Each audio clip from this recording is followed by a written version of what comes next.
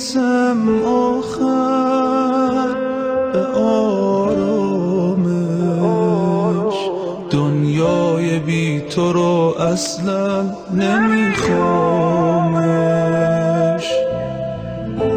از عشق تو میشم شیدا، میشم بانه، تنها امید من برگرد اباساله.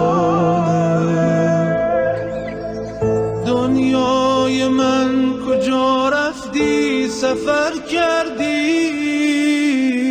دنیا قشنگ میشه وقتی تو برگردی. بیا ای ماه من، چراغ راه من، بیا ای آخرین مقصود.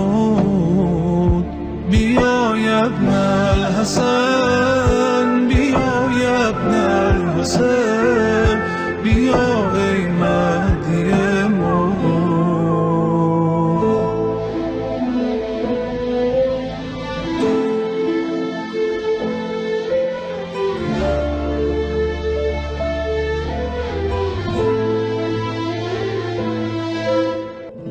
دردم با کسی جز تو نگفتم من، روزی نیاد که از چشمات بیفتم من.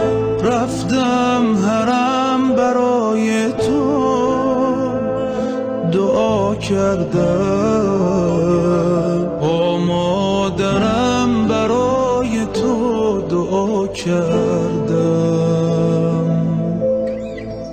از پای پنجره فولاد صدات کردم، توی رواق گوهر شاد صدات کردم.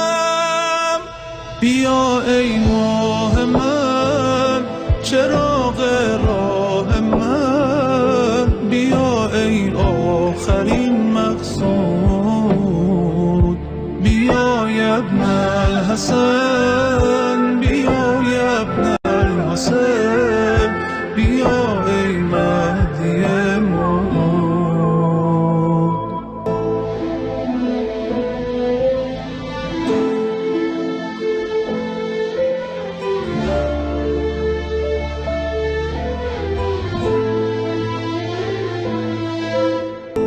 داری میبینی برگای خزونم رو،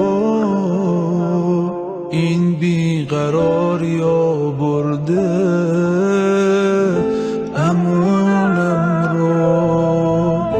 واسه ظهور تو کاری نکردم من، باید کجا به دنبالت بگردم من.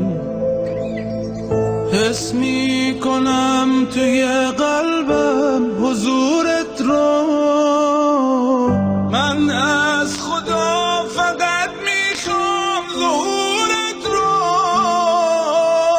بیا ای ماه من، چرا